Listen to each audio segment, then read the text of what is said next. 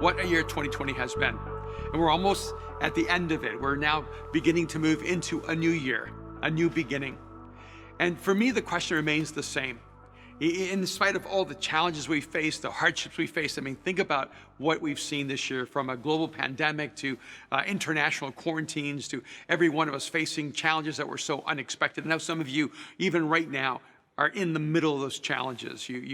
Some of you lost your jobs. Some of you have lost your dreams. Some of you have seen your world turn completely upside down, and you're trying to figure out what in the world is God doing in the middle of this, and how am I supposed to approach this moment in my life. But I want to ask you a different question today, because so many of our questions are about just hanging on. So many of our questions are about surviving.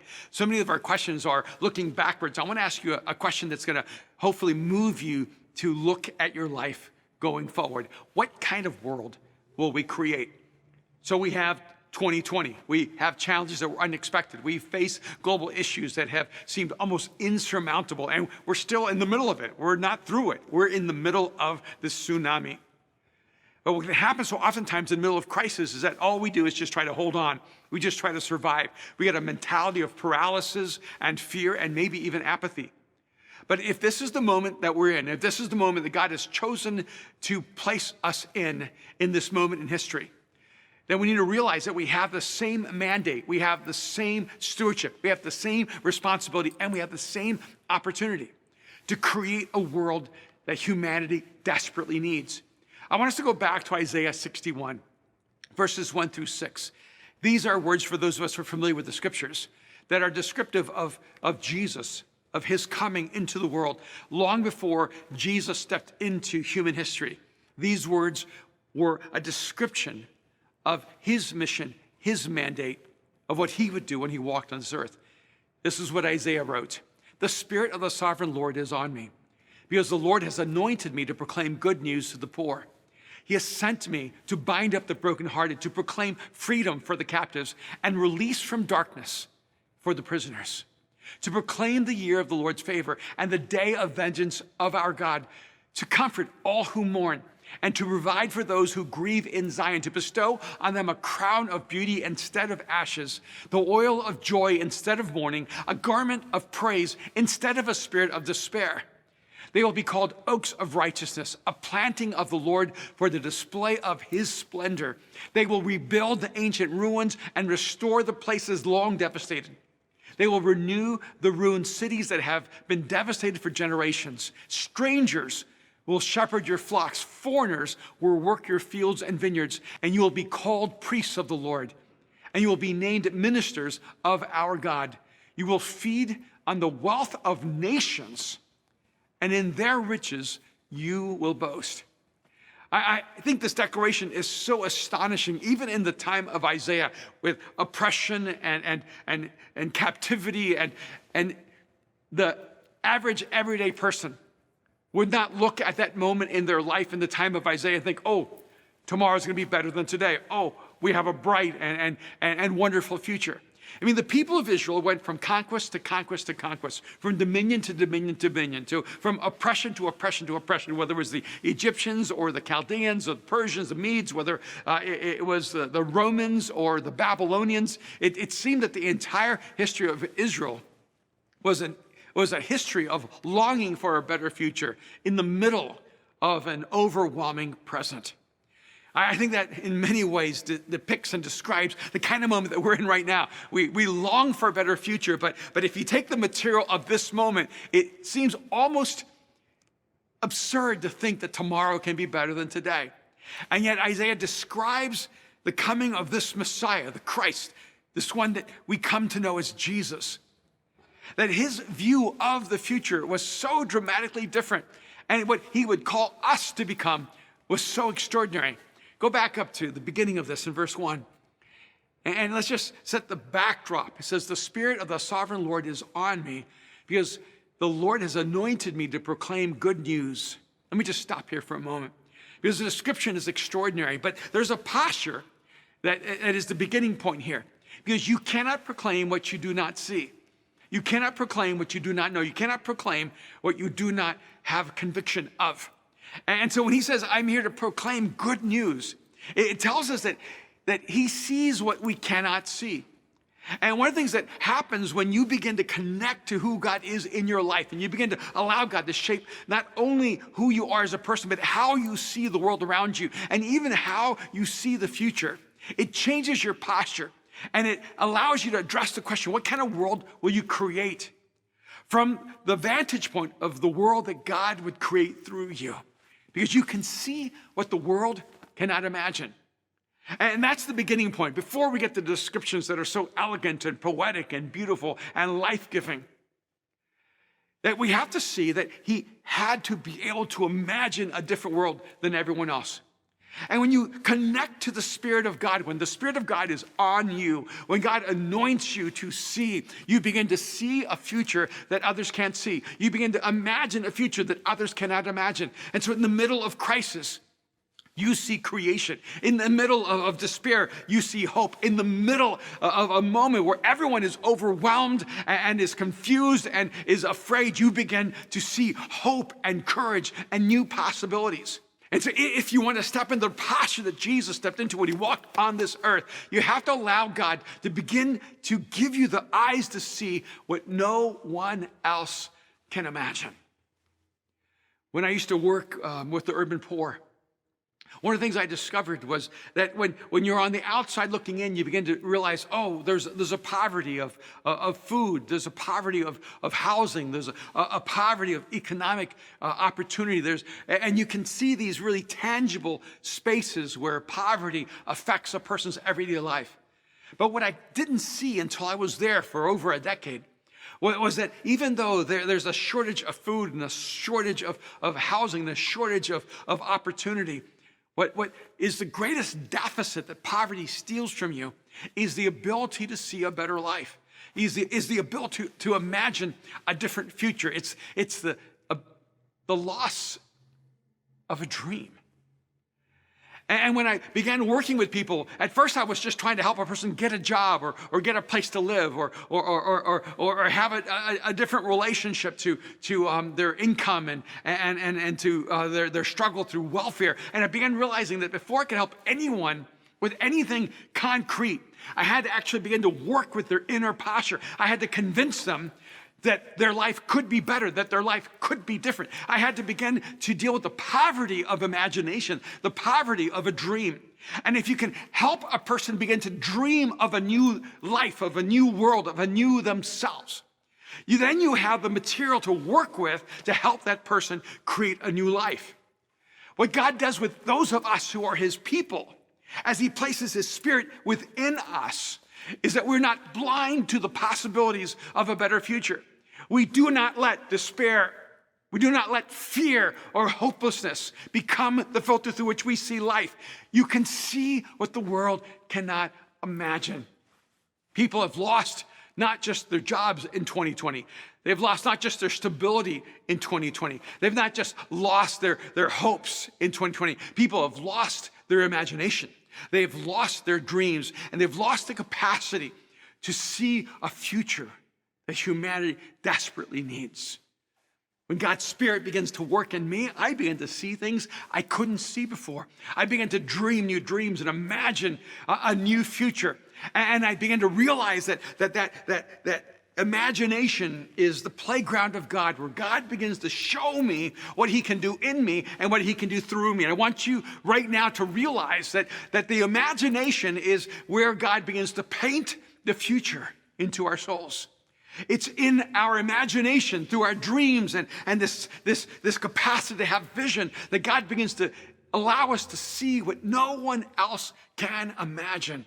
What is it that you can no longer see that you used to be able to see? Have you lost your ability to see a better tomorrow, a better future, a better life, a better you, a better marriage, a better friendship? Well, what is it right now that you need God to give you new eyes because you've become blind to the possibilities? And one of the ways you can know you've become blind to a better future is you become bitter. You start struggling with depression. You start struggling with despair. You start getting angry with other people. In fact, you lose the ability to celebrate someone else's success because someone else's success feels like it's at the deficit of your success. When you see a better future, when you can imagine a better world, you celebrate the success of other people. You celebrate everywhere you see good happening. You celebrate where others are moving into their dreams and their longings. That's how I can actually check my own soul. So when I can celebrate the success of another person, I know that my soul is healthy. When I feel angry or embittered or frustrated when someone else is succeeding, I know that's not really about them. That's actually about the health of my own soul. Because when you begin to imagine a different world, then you want that world for everyone, not just yourself. He's honestly like, I've come to proclaim good news to the poor. He's not just talking about economic poverty. He's talking about the poverty that consumes from us the ability to live life, to enjoy life, to be filled with love and compassion, to be filled with forgiveness and concern. He says, he has sent me to bind up the brokenhearted. I love that declaration. Because what happens when we begin to create a different future, a better future, is not only do we begin to see a world that no one else can imagine, but we begin to heal where there are only wounds. And I think this is the moment we're living in right now, is that when I talk to people, people have a really hard time remembering a life they loved. They have a hard time remembering great memories. They have a hard time actually living in a space filled with hope and optimism. When I have conversations with people, I'm amazed how quickly everybody moves to a negative conversation. They move to something that's not working in their life. They move to something that has caused them an incredible amount of discouragement or depression. They move to someone else's life that's not doing well. And you need to pay attention to your language, because what's happened right now in this moment is that we become so focused on everything that's lost that we have become one significant open wound as a species. But here's the beautiful thing. When the world is broken, that's exactly where Jesus becomes more clear, more visible, where Jesus becomes undeniable, because he brings healing to the brokenhearted. He is the one who actually heals the deepest wounds of our lives. And by the way, you can know what we're supposed to do by what Jesus came to do. See, so we know we're supposed to proclaim good news because Jesus came to proclaim good news. We know that we're supposed to heal the brokenhearted because Jesus came to heal the brokenhearted. Our mission, our task, our calling, our opportunity is everything Jesus came to do. Because when he walked on this earth, it was only for 33 years. For the rest of history, he has walked on this earth through us. It's our hands and our feet, our words, our lives that are actually the manifestation of Jesus to the world. And so he brings healing where there are only wounds through his people. And I wish it wasn't the way it is, but this is the reality. You know how God makes you a healing salve for someone else's wounds? He lets you bear those wounds and find healing. The only wounds you can actually heal are the wounds that you have been willing to bear and have found healing for yourself as well. When you're healed from a wound, you find the salve that heals other people's wounds. You know, this year for me has been a year of accidents and injuries and physical catastrophes. And in fact, this last summer, I think it was around July, I was in Mexico, and I was playing with paddle tennis with my family, and we had a great time. You know, we were there for so many days. I played, I don't even know how many matches, and everything was fine. It was on the very last match, on the very last night before we came back to LA. I was running, and somehow, I think my knee gave out. I started going down. My paddle hit the ground, exploded back up, hit me in the face, and next thing I knew, my face had exploded. Now, I'm on the ground, sort of rolling in pain. My son Aaron's on the other side of the court, and he thought I was just exaggerating it. When Mariah ran over and saw me, she saw the blood everywhere, and when I looked into her eyes, I knew that I was in trouble. And they took me to a medic, then another medic, then another medic, then another medic, until they found a surgeon that was willing to operate on my face in Mexico. And they had to do 3 layers of stitching from the inner meat that had been torn apart to the middle section to the surface section. And I thought for the rest of my life, I'm going to have this massive scar across my face. And what's so fascinating to me is when I got back home and Kim saw it because she wasn't with me, She just felt so terrible for me. And we've never had this conversation in our entire lives. And I knew how bad it was when Kim said to me, honey, don't worry. You could get plastic surgery. And we can fix that wound. And I said, no, I'm not going to do that. And she goes, no, I don't want you to feel bad about it. It's your face, and they have an ability to do that now. You can get plastic surgery, and no one will ever see it. And I kept telling her, I'm going to live with the scar. And I thought it was so fascinating because I wasn't sure if she was telling me I needed to have plastic surgery because she was having to look at me, or whether she was worried about me having to look in the mirror. But I just made a determination that my scars are the roadmap of my life. And I'm just going to live with the scar. And the surgeon did a great job. There's a minimal scar. I'm not too worried about it. But I have far more significant scars on my body. But what I think so many times in life, we actually want to avoid the scars and avoid the wounds. But it's actually through the wounds and through the scars that God shapes us and makes us the healers of the world. The pain that we go through is the material from which God shapes us and uses us to be those who bring healing to the pain of others. So if you ever felt like God has let you down, going, God, why have you allowed me to experience this pain? God, why have you allowed me to have a broken heart? It's because you cannot bind the brokenhearted if you've never known a broken heart. And God wants to use us as his people as the healing salve to the world. But he goes on to say, to proclaim freedom for the captives and release from darkness for the prisoners. And what God wants to remind us in the middle of all of this crisis and catastrophe is that we are the ones that are to bring hope in the midst of despair. We're the ones that God shaped because, see, Jesus came to the world to proclaim freedom for captives and release from darkness for the prisoners. It's Jesus who came to do that, to set us free when we feel overwhelmed. And the crazy thing about it is that most of us are not political prisoners. Most of us have not actually experienced incarceration, although some of us have. And we understand what it's like to experience the loss of our freedom. One of our pastors here at Mosaic was in federal prison for 5 years. And he would talk about the incredible loss of that freedom and what it did to him and how it affected him psychologically and emotionally and relationally and spiritually. And yet he's one of the people that God has used in such an extraordinary way. And his campus in Mexico City has erupted with growth. And it's because he knows what it's like to be a physical captive. And so he lives his life to bring freedom and release to everyone he meets. Because he also knows that when he stepped out of that prison, he wasn't necessarily free.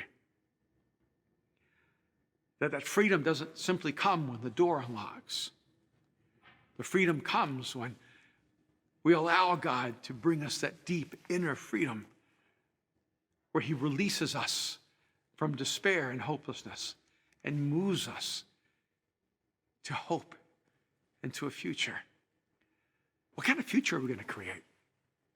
Are we going to create a future where we can see a world that no one else can imagine, and we can bring healing to the deepest wounds of humanity and bring hope where people know nothing but despair? It's not in the light that you discover if you're afraid of the dark. It's only when the lights go off and you're surrounded by the darkness that you discover whether you have that internal courage that allows you to keep moving when you can't see right in front of you.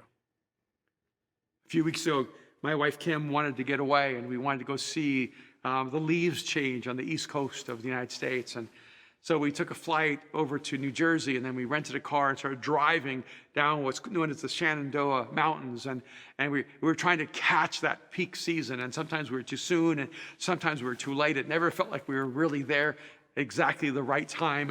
And as we're traveling to these mountains, and I have this giant, I don't know why, but they rented this almost like tank, and I have this gigantic SUV truck, and I'm driving through the mountains on these hairpin curves. And to add to that, there were just these immediate drop cliffs. And then if that was not enough, suddenly there was a fog so dense and so thick, you could not even see in front of you. And I'm driving through these mountains, through these hairpin curves, through these edges where the cliffs just drop down, to beyond your capacity to see the bottom. And now I can't even see. And I'm so exhausted driving 5 miles an hour, trying to make it through the darkness, or make it through this fog, make it through this moment of crisis. And there's just this psychological suffocation that happens when you cannot see in front of you. But you have to keep moving forward. Honestly, what I would do in those moments is I would find a car and I would just follow the car. Because even though I couldn't see the road, I could see the car. Even though I couldn't see anything around me, I could still see that car. And I actually found the best way to drive through the fog, the best way to drive when you cannot see, the best way to drive when any misturn would actually send you to your death is to have someone right in front of you that you can follow. And that's exactly who Jesus is for us in those times of darkness. It's who Jesus is when the world goes dark, when the fog becomes so thick you can't see in front of you. And that's the power of hope, is that even if this moment isn't the moment you would have chosen, even if this moment is filled with darkness, and even if this moment is filled with heaviness, and you're struggling with sadness and sorrow and depression and despair, what I want you to do is just get close enough to Jesus to just follow him through the dark. Just close enough to Jesus to follow him through the fog, and he'll get you through to the other side. He goes, to proclaim the year of the Lord's favor and the day of vengeance of our God, to comfort all who mourn, and provide for those who grieve in Zion, to bestow on them a crown of beauty instead of ashes, the oil of joy instead of mourning, and a garment of praise instead of a spirit of despair. They will be called oaks of righteousness, a planting of the Lord for the display of his splendor. And he goes on to tell us that he'll do not just for the individual, but for all of us. He says, they will rebuild the ancient ruins. I love this, how first he says, this is what I'm going to do in them. I'm going to heal them. I'm going to restore them. I'm going to replace their mourning with joy. I'm going to replace their sorrow with hope. I'm going to replace all the broken pieces within them, and I'm going to heal them. And then this is what they're going to do.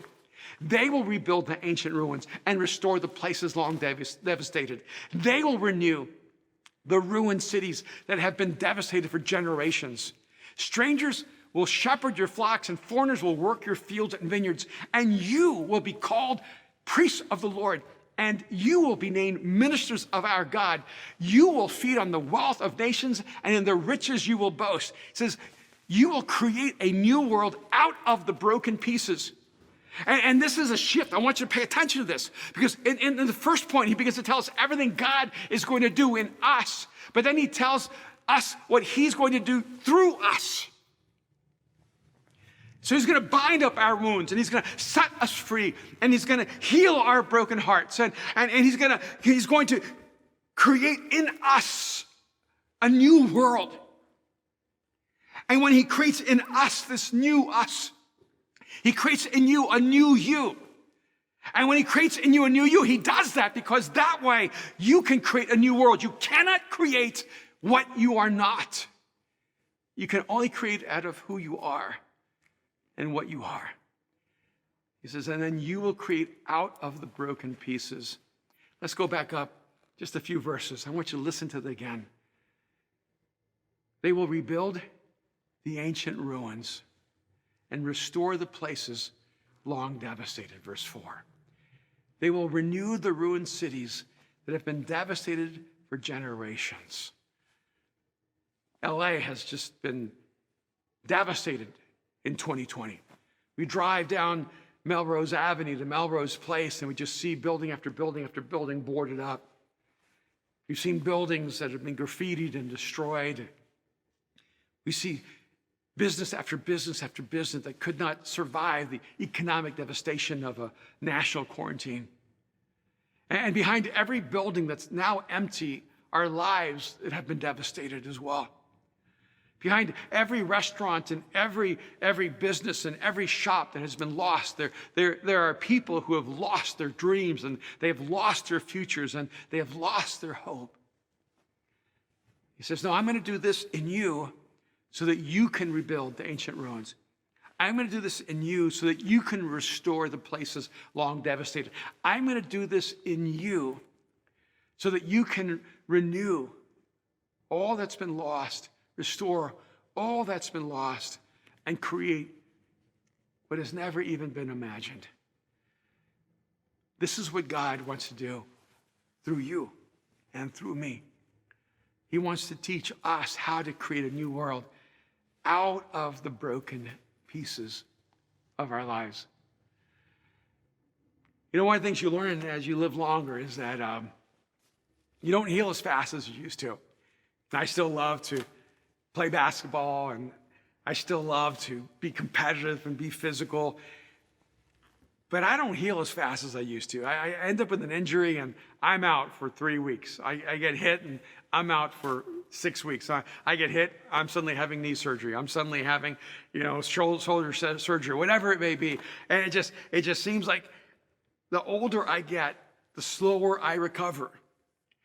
And yet there's something that I still know to be true. I was just at my doctor's office, and I was playing basketball, and I separated my shoulder, and I tore the AC ligament in my shoulder, and it's been about 5 weeks, and the therapist looked at me and said, I'm really concerned because you heal so fast, and you're still not healed. And I love the fact that I have a reputation for healing fast. I also get injured really fast, so maybe that's the universe compensating between the two. But one of the reasons I know that I heal fast is because I'm willing to embrace pain. See, a lot of people, when they're injured, they allow the pain of that injury to limit their rehabilitation. But I've learned over a lifetime of injuries that if you push through the pain, you will actually heal faster. And the more you can take pain, the more you can actually strengthen the part of you that's been broken. See, I think a lot of us have actually been living our lives trying to avoid pain. And we even thought that God would give us a path in life to avoid pain. In fact, I think a lot of people have taught that. So give your life to Jesus and you'll have a pain-free life. But if you have been following Jesus long enough, you know that that is not reality. See, sometimes when you follow Jesus, you end up with the greatest pain. Sometimes when you follow Jesus, you'll experience pain you would have never experienced if you had not followed him. Because he knows that the pain is necessary for you to have the strength that's required to create the future that God wants you to create for the world around you. And a part of what we do is we learn how to take the broken pieces of who we are and we create a new world through those broken pieces. And so one of the things I've learned as I've gotten older is you have an injury, you learn how to compensate. You have an injury, you learn how to adapt. And as long as you do not allow that wound, that brokenness, that injury to become the defining characteristic of who you are. So you can make a decision. The pain will limit everything in your life, or the pain will simply be one more obstacle you choose to lean into so that you can become stronger on the other end. See, I think for a lot of us, it's really not that we're getting older, it's that we become less willing to face the pain necessary to achieve greatness, the pain necessary to step into the future God has for you, the pain necessary to create a better world. And by the way, there's nothing God will ever call you to do that has any real meaning or significance that is not going to cost you something. So the question is not, has God called you to do great things? The real question is, are you willing to pay the great price? See, there's a future to be created. Right now, there's a future that will never be created without choices that you need to make. There's a future that your nation needs that can only be created out of your resilience, out of your courage, out of your faith. There's a future that your church needs, that your family needs. It can only come out of it if you decide that you will take the wounds that have marked you and use them as your scars of honor. That you will allow God to take your pain and your suffering, your disappointment, your sorrow, and allow God to use it as the material from which he makes you the healing ointment for everyone that comes in contact with you. That you will not allow yourself to choose to live in a prison where you've built it and you've locked yourself in, but you will allow God to set you free so that no prison can ever hold you back from your freedom. To realize that there's a future that's waiting for someone to have the courage to create it. And just one last thought. He says, look at verse 6.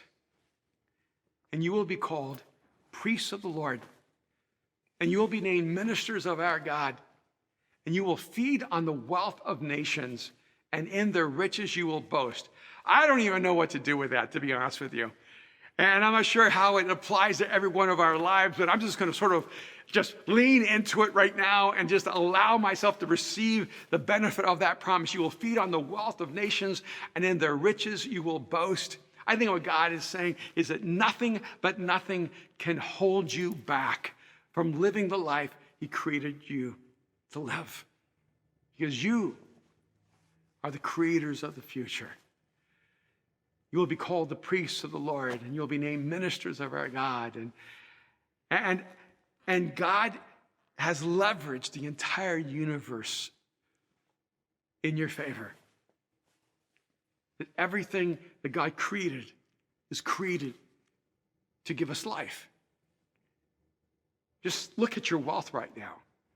You breathe deeply of oxygen you did not pay for. You drink of water that was freely placed on this earth. We live on this little rock in the middle of this universe because the entire universe seems to be leveraged in our direction to make sure that we can wake up every day with the opportunity to live the life God created us to live. We came into 2020, it was quite a year. I had big plans for this year. In fact, I was supposed to be in Singapore twice. I was supposed to be in Kuala Lumpur a couple of times. I was supposed to be in Japan once. I was supposed to be in London twice. I was going to be in the United Kingdom and in Europe and in South America several times. And everything came to a painful, abrupt stop. The whole world in my life came to an end. And it's one of those moments where you just almost have to ask God, what are you doing? I thought that this is what I was supposed to do.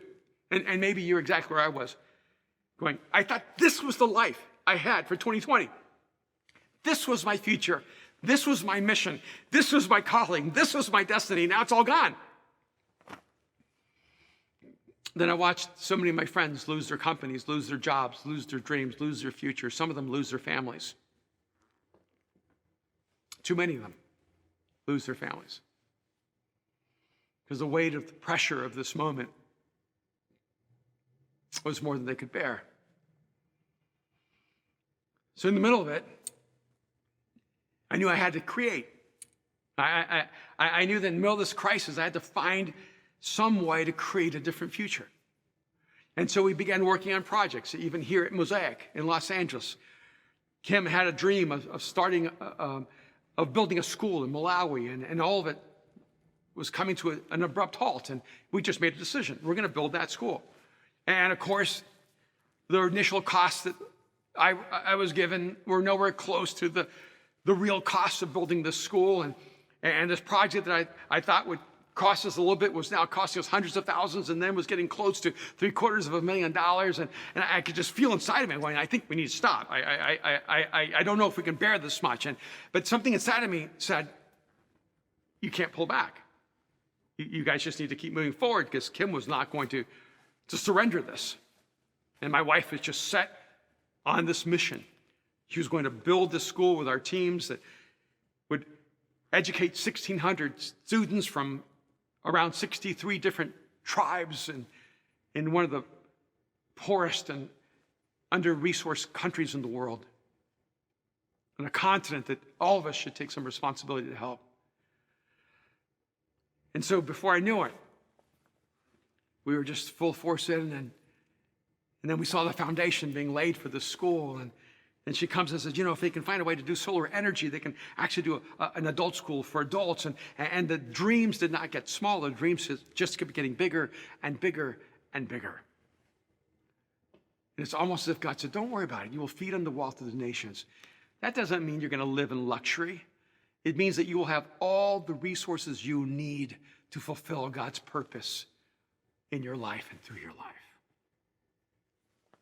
And in the middle of all that, I knew that I needed to start something new. I'm just going to share with you something very personal. Over 10 years ago, I had a company. I was in the fashion industry, in the film industry, and we were doing so well. And I've always been an entrepreneur. I always worked outside of the church, and we had an economic crisis that just brought everything to a close. And I failed so many times in the past that I'm very familiar with failure, but this one was unexpected because the company was so successful.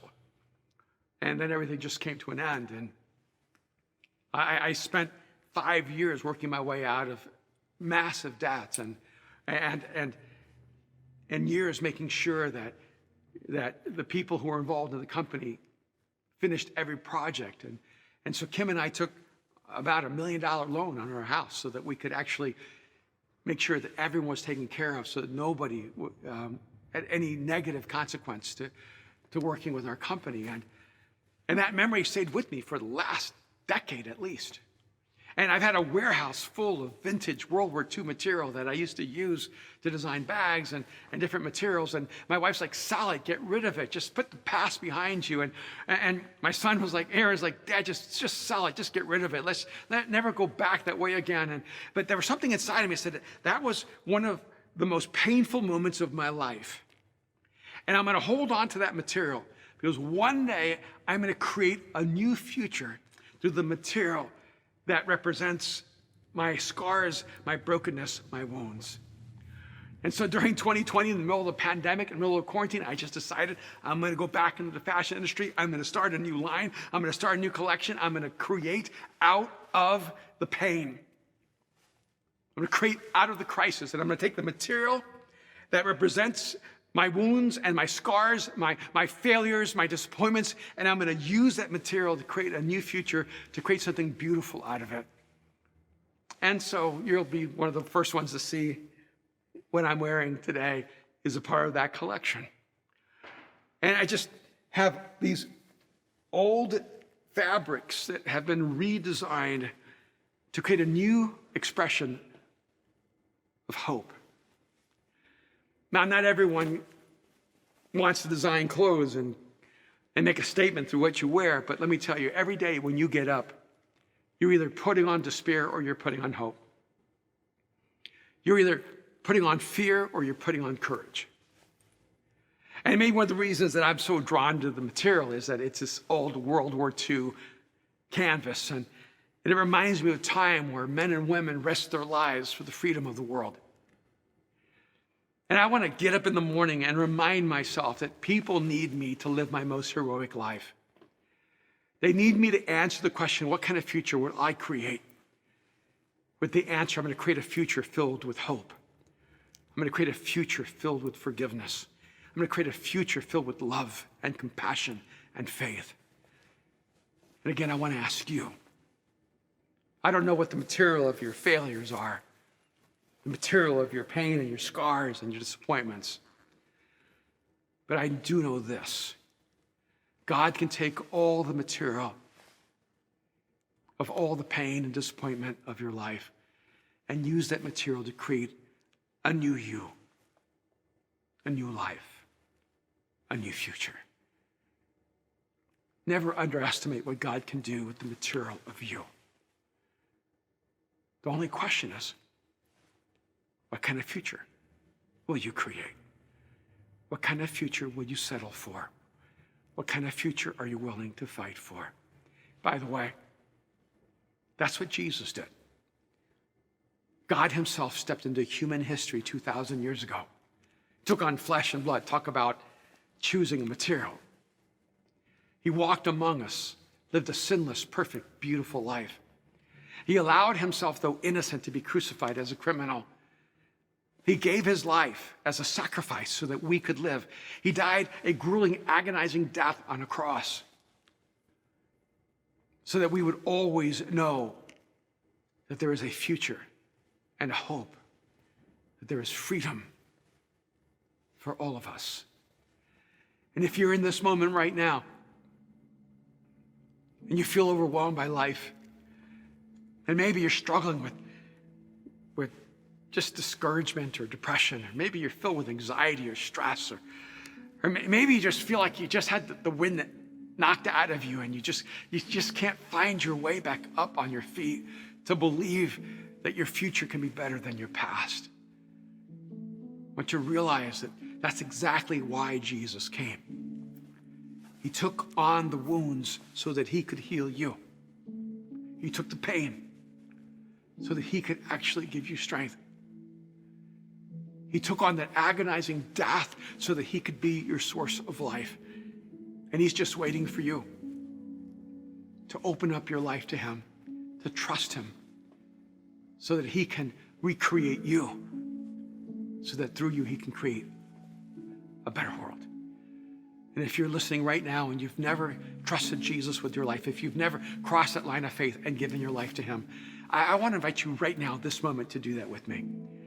I just want to encourage you to pray a very simple prayer. It's just one sentence. It's not everything you and God need to talk about, but it's where it begins. Right now, if you know you need God, if you know you need Jesus, you need his freedom, you need his forgiveness, and maybe you've thought about it, maybe you've struggled with it, but right now you're ready to cross that line of faith and trust Jesus with your life. I just want you to right now just to pray this prayer with me. Jesus, I give you my life. That's it. Just tell him right now. Jesus, I give you my life. It's that simple. Because the moment you give your life to him, he gives his life to you. See, he gave his life for you 2,000 years ago, but he waits for you to give your life to him so that he can put his life in you. And when you have his life in you, you have his ability to see a world you could never imagine. You now have the source of healing where you can become a healer of the world. You now have the source of hope where you can bring hope in the midst of despair. You now have the one who can take all the material of your broken pieces and create a more beautiful future. You have the God who imagined you, the God who created you, living within you. Now you'll begin to imagine what you could never have imagined, and you'll begin to create what you never could have created without the creator of the universe living in you. If you just prayed that prayer, Jesus, I give you my life, I want you to know that the creator of the universe now dwells in you. And today is the beginning of your future. So go home, go to lunch, go to dinner, go to breakfast, get with friends, and ask yourself this question. Begin the conversation. What kind of future are we going to create? God bless you guys.